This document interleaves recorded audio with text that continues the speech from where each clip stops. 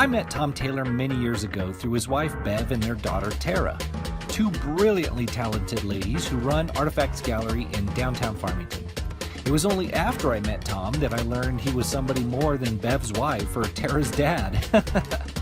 Many people know Tom most recently while he was a New Mexico State representative. Before that, he was the Farmington mayor. Before that, he was a Farmington city councilor. Before that, he was on the Planning and Zoning Committee. Yep, a complete career in politics. Now Tom's retired and spends his time helping Bev and Tara run the gallery. The gallery that used to be Farmington Lumber, his family's business, and where he spent his time before he was reluctantly called into the world of politics. Reluctant or not, Tom Taylor has done a great job serving the state and the city he loves, the city he's proud to call home, Farmington. In fact, he's still doing it. Tom is an important part of the issues being worked on by Four Corners Economic Development, and that's what we're going to talk about today. Tom is incredibly intelligent, loves his family, loves his city, and is hilarious when you get him on a roll. I wonder if I can get him to tell some of his stories on camera. Want to see how it goes? Come along for the ride in Ken's Think Tank. Ken's Think Tank is made possible by the following sponsors. 505 Motorsports in Farmington is awesome. They sell vehicles of all makes and models, as well as four-wheelers, motorcycles, boats, RVs, and more. They even offer in-house financing and co-signment. If you want your vehicle to shine like a diamond inside and out, it doesn't get any better than Blue Diamond Auto Spa. From a quick and easy wash and go to a full detail, they're the best in Farmington. Give your vehicle a day at the spa. So we just picked you up from Artifacts Gallery. Artifacts Gallery, yes. And the new Studio Bake Shop that Tara opened in there, right? That's right. So instead of driving to get coffee, we walked in and got coffee, and that's the first for the show. Yeah, you know, that's the way we used to do it. Where you have to actually get out of your car and go into a business and do something. It used to be that coffee's something you'd sit down with friends and have a cup and do something else. And yeah. We've turned it into this really quick thing that's basically coffee-flavored sugar drinks. Yeah, exactly. Yeah, it is kind of just another element of the whole energy drink kind of thing. Yeah. Anyway, our space is so cool because, you know, it's old, it's wood. Right. And there's kind of a spirit in the place. Yeah. So It's there's actually some history there. Farmington Lumber has been around since 1908, or the building at least, that building has. Well, the building was built in 1908. Farmington Lumber has been around since 1905. It was located down where the railroad tracks were, where the district attorney's office is now. Okay. In 1916, that business burned, and so my granddad came up the hill and bought Gibson Lumber. Right. And went back into business in 1916. So. And Gibson Lumber is where Artifacts is right now. That's right. It was Gibson Lumber originally. And then the name got changed. And then the name went from Durango Planing and Lumber Mill, actually, to Farmington Lumber in 1916 when they bought the building. Right. Okay. And then in what was it? 20, I forget what. Late 90s. 1995, we made the decision to close the building. We liquidated everything, and so Bev could do what she'd always dreamed of doing, and that was having a building full of art studios. Yeah. You were born in Farmington, right? Yes, I was. So you were born in Farmington. You went to college, BYU. I went to BYU for a year. Okay. I got a master's degree in skiing, and then then I went to UNM and majored in architecture. I was there for 5 years, and things changed in the lumber business at home, so I didn't end up getting my master's degree. I left a little before that. Came home, freelanced architecture along with running the business for a few years, and then something happened with the political thing, and the rest is history. Right. So you became the Farmington mayor. What year is that? Well, actually, it was in 1977. I think it was Bob Culpepper, or might have been Marla Webb, put me on the Planning and Zoning Commission. Okay. I really hadn't intended to have a future in politics. Right. In 1980, a group of folks said, you got to run for city council, so I did. Yeah. Won. I served on the council for 4 years and then retired from it. And then 2 years later, there was an election for mayor going on, and there were 4 people in the race, and I just was concerned about the future of my community, so I jumped in and managed to win in a 5-way race. Wow. And I served 12 years. Very cool. 2 more elections. After being the mayor here, you were a state legislator, representative. Yeah. You were like the minority leader? Is that? I did that for a little bit too long, yes. I was in the House for 16 years. Yeah. I was minority leader for 6 years. Okay. It should have just been 4. Oh, wow. I didn't realize that till after I was out of that position. You were just doing a good job at it? And they said, you're with it. We'll just keep you when in you're there. out of that, you're a free agent. Right. But you're a free agent with a lot of tools that you didn't have before you were in leadership. Because, you know, the legislature's interesting, and when you get elected to it, you think you kind of know what's going on, and you realize you don't. Yeah. I always tell people that in the House, I'm sure it's the same in the Senate, your first term is your term of learning. Right. Your second term is your term of enlightenment. And your third term is your term of authority. Right. Anyway, so you go through that process, you figure out how the system works, and then all of a sudden you get into leadership. Right. And you discover a whole bunch of things are happening that you didn't know were happening. And so after you've been in leadership, you have all the tools. You know how it happens. Right. And how to make things happen. And it just is so much more fun. Right. I had a great time down there. I had lots of friends on both sides of the aisle. Yeah. So you left all that behind, and but not the issues. You left the political career behind, retired from that, and but there were some efforts. I think if I remember right, there were a couple of different efforts, but one of those was E greater than P. Anyway, so when I got out of legislature, the biggest focus I have is on my community. And, beginning in 2008 when the recession hit, it's been especially difficult on this community. Yes. We are an energy-based community. The state is an energy-based economy as well. Right. And so in that process, we realized when we formed E is greater than P, the 8 of us that just sort of coagulated. Sure. Yeah. We all realized that we were all thinking the same thing, that our community was in permanent decline. Right. And we had to figure out something. So that was the economy greater than population. Needs to grow at a rate greater than population. Right. And that's the name, E greater than P. So. And anyway, so that was the process that started the revamping of San Juan Economic Development Service into Four Corners Economic Development Service. It took us about a year, year and a half to finally get all of that stuff figured out. And so that group doesn't exist, or at least under that name anymore. No. Correct? So now everything's going through Four Corners Economic Development. Yeah, and of course, E is greater than P was never a formal group. It was just some people with the same ideas. It was. Yeah. And, and of course, we did that at a time when our prognostication came true at a rate 10 times what we expected. Right. And now we exist in a world that is so different than it was in 2008 when we started this. Right.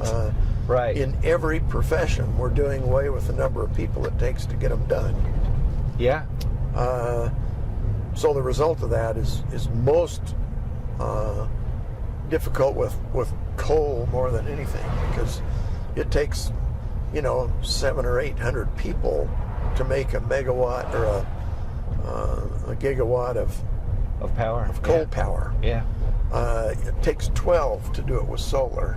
Yeah. Yeah. It takes about 30 to do it with natural gas. And drilling a well, Hillcorp came to town with new technologies, and it takes 1/3 of the people to do what ConocoPhillips did. Right. And that's just a fact. So the 6,500 jobs that we lost in the oil and gas industry, in the best of all worlds, could be replaced to about 2,000 at this point. Yeah. Is all. So it's a real challenge to figure out how to diversify and change an economy in a very unpredictable future. Right. And that's for people that aren't familiar with the movement or with the group, the organization, Four Corners Economic Development. That's kind of the mission, is to diversify our economy in this area. Not just Farmington. Not right? just Farmington. Yeah. When I was elected mayor, it was about 2 months into the job, I realized that the city that I was mayor of was about 20 square miles. Yeah. The community that I was mayor of Pretty huge. was 250,000 people Right. that lived in a 100-mile radius. Right. And a lot of them came here and shopped for goods and services. We have an interesting economy in the Four Corners, and it's always been my contention that you have to be a regional thinker when you live here, because you do. When the Farmington Convention and Visitors Bureau goes and does their thing, people aren't coming here to see Farmington. No. We have 57 national parks and monuments within 4 miles. Right. Or 4 hours. Right. And, there's just all of this stuff going on around, So in the community, we've done our best to have a really top-notch park system. Right. Because we have to support a whole lot of people that don't live here. Yeah. Anyway, we have great opportunities here. We're just, we've got, in the energy world, heck, I think there's a lot of room for development of natural gas. There's a whole lot of room for development of solar. Yeah. This is, I think that was the this thing. has got to be in the top 1% of places in the U.S. to build solar. Yeah, we solar get power. a lot of sun. For 2 reasons. Yeah. The space. Well, I mean, we've got the space for it, Yeah, because it the does space. eat up space. we have the sun. It's just not cloudy here very often Right. at all. And the other thing is that there's transmission available. Exactly. Yeah. Most of the places where you have a great solar opportunity, there's no transmission. There's no infrastructure for it. Yeah. And so anyway, there's that piece of it. A lot of people think it's windy here, but there's no chance for a wind generator in Farmington. No. No. And I always tell people that it's the most boring place in the world for natural disasters. It actually really is. Yeah, There are none. It's like we're in a drought, but not big deal. We're always in a drought. Right. I have this juniper tree that's north of my house just a little bit. Yeah.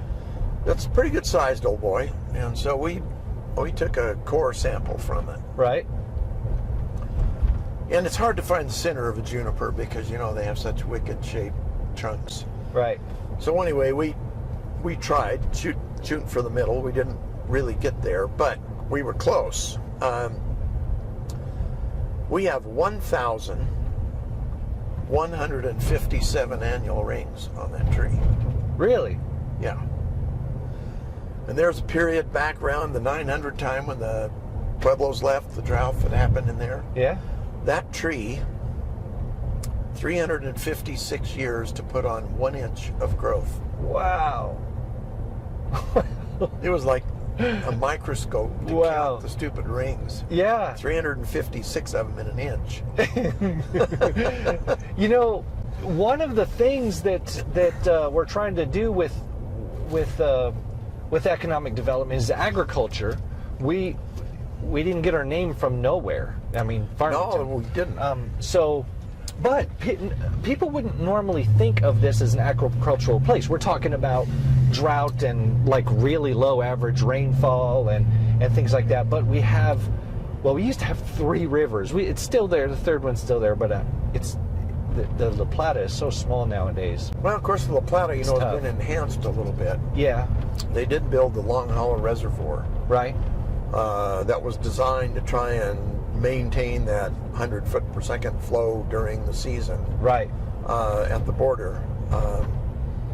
And it'll take some time for that thing to do its thing like it's supposed to. Right. We're going to have to figure out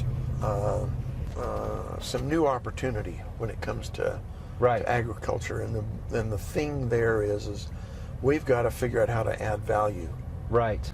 To what we're producing here in the area. Yeah. So that's one of the other things that really in the last 2 years that we've worked really hard on, and that is to recognize the ties between us and the Navajo Nation. Right. Governmentally, we're miles apart. Right. Because they have the BIA and the federal government, and so governmentally we have virtually no horizontal relationship with them. Right. We recognize that we need to find those horizontal relationships. And so we're working very strongly with that right now because opportunities of partnerships and growth are great. We need to help that situation so that the communities around us are as healthy as we are. Right. Right. For Farmington to be a healthy community and all of them around us not is of no value to us. No, it's not. It's important that we're all together. Right. And so we're trying to work ways that are commensually beneficial to both Navajo Nation and Farmington in the economic development arena. Right. But bottom line on economic development, what can we expect well, in any kind of near to mid future? Expect a full court press. We've been fighting a really interesting battle. Yeah. We keep thinking we have a handle on our future. It's like the coal plant out here, which is a big deal. The opportunities that we have here are somewhat complicated by our remoteness. Yep. One of the things is we really need to have at least 3 tour agencies along Main Street. Yeah. Absolutely. We need to have 3 of them. Here, there's biking. All of the 10 things that we've looked at in the recreation industry, them all. There's so many different types of outdoor recreation. The people that come through here on photography trips is amazing. Yeah. It's amazing the number of people that are here to take pictures of all of the things that are around us. Right. And, the downside is only 6% of San Juan County is private land. The upside is the lion's share of it's BLM, and you can go and do anything you want to pretty much on BLM land. And most of it's accessible because of oil and gas. Right. And, right. They're great places. Yeah. I can grab a sleeping bag and drive 2 miles from my house and be in the wilderness where it's dark at night. It's like, whoa, what is this? Anyway, we've got amazing opportunities there. We're focusing on the outdoor industry manufacturing. Yes. Of whatever. Yes. Equipment and that sort of thing. As the economic development side of that, while tourism is really focused on trying to promote the fact that we live in a spot where if we had the right kind of businesses in town, it would be great. I had a German couple in the coffee shop one day, and they said, I said, where did you go today? And they said, well, we tried to find Oshithlapa wilderness, and we just couldn't find it. And I went, yeah, I wish you'd have been by this morning. I'd have taken you there. Yeah. Because it's just impossible. So you need to have people that know the cool places, and we have a huge, and how to get to them, how to find them. Opportunity there. Yeah. Doesn't replace oil and gas. Nope. Nope. We have to eliminate the idea of replacing and realize this is where we are. Right. Exactly. Where yeah. we grew to at some time, Yeah. we may grow back there, but it's going to be in a very different way than we Right. do that. But tourism tourism is not, like you said, not a replacement for oil and gas, but it's an important piece of the overall picture. yeah. It's an element, and agriculture, we're not going to replace oil and gas, but it's an important piece of the overall picture. And just all of these little elements, manufacturing, would come closer to replacing oil and gas. That Yeah. has the potential to be, but it's still probably not going to replace it. But it's another significant piece to the overall picture, and I think that's where we need to go. Is just that whole diversification thing, just finding all these little pieces. And in the midst of that, we have to figure out how to replace the high property taxes that oil and gas and Right. production of electricity and all those things provided for us. 'Cause it's a huge amount. I mean, for Central Consolidated Schools, the plant out there is Yeah. a huge problem, along with the county and San Juan College. I mean, together it's over 10, 15 million a year. Wow. It's a big number. Yeah. And then, of course, as I say, you lose the production taxes as you replace things with renewables, and the production taxes are huge. Right. So in the process of thinking this through, you have to figure out a way to replace the taxes that you're losing in that to sustain Right. the standard of living that you have. Right. And that's the difficult part. Yeah. That is really a difficult part. I mean, Yeah. I've lived here all my life. Yeah. When I graduated from high school, I'd been in every state in the Union, Yeah. except Alaska and Oklahoma. And I picked up Oklahoma Yeah. the year after I graduated and Yeah. thought I really ought to go there. So I Right. did. And it's not the place if you're into gravity sports. But anyway, I've been all over the U.S. and many, many times. And I love where I live. Yeah. There's so much to do in this area. Yeah. So our work is to make that better. We need to make our main streets better. Yeah. I think our project will be helpful. You got to have more people living in the downtown area. Yeah, absolutely. You got to have a nightlife. Yes. Those kinds of opportunities, which we call capacity in the economic development business. Capacity is everything from ambiance to infrastructure. Right. And it's those kinds of things that you need to support a good job. Yeah. And so it's kind of a dual responsibility in economic Right. development to make sure the capacity thing is growing at a rate that that's going to sustain what you're trying to do in the future. Place to raise a family, you have good schools, we've got awesome parks in our community. Definitely. I mean, we have, and it's those kinds of amenities that say, hey, this would be a good place to live. I can put my business here, and my employees will be if happy. you want to go on your mountain bike ride in the wilderness, it's only 15 minutes from anywhere in town. Yeah. And you're in the wilderness. Yeah. Yeah. I mean, there's some really great amenities. And you can choose desert, mountains, pine trees. You can choose. I mean, Water. there's so many different. Rivers and the whole thing. So it's all here. Well, fantastic. Well, I appreciate everything you've done for Farmington and for the state, and what you're still doing with the whole economic development thing. I really am excited about some of the possibilities that are coming out of all that. So. it didn't happen just me. No, It was a lot of people. But And you're still there, and you're doing it. I'm still there, and yeah. I'm still doing it. But I'll tell you what, there's a lot of folks in this town who are There really are. equally as concerned about its future and really working hard to make it happen. And the most important thing about having a job is having fun. Yeah.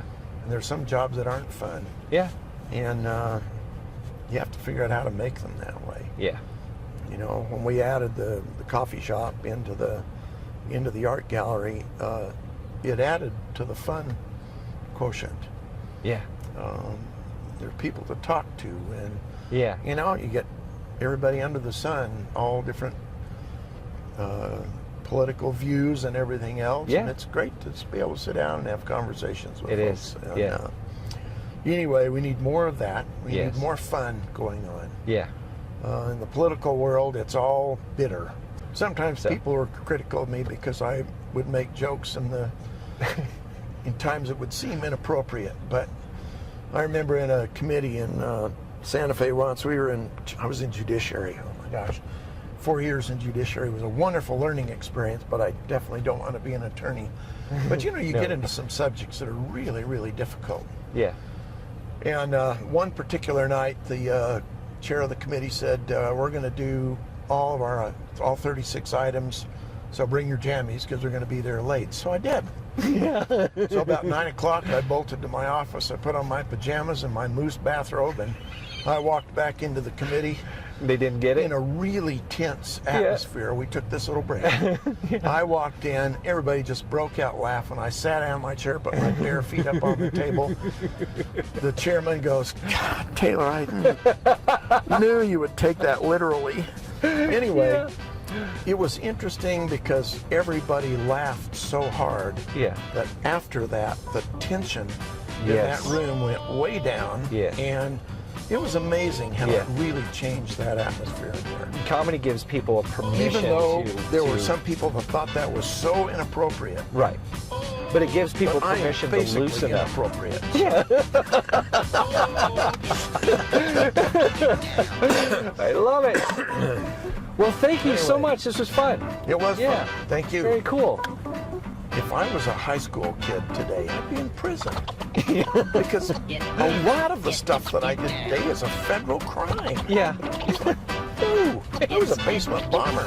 Hell, my basement looked like Ted Kaczynski's cabin. I didn't kill anybody. Right. You know? Kids used to do that. Yeah.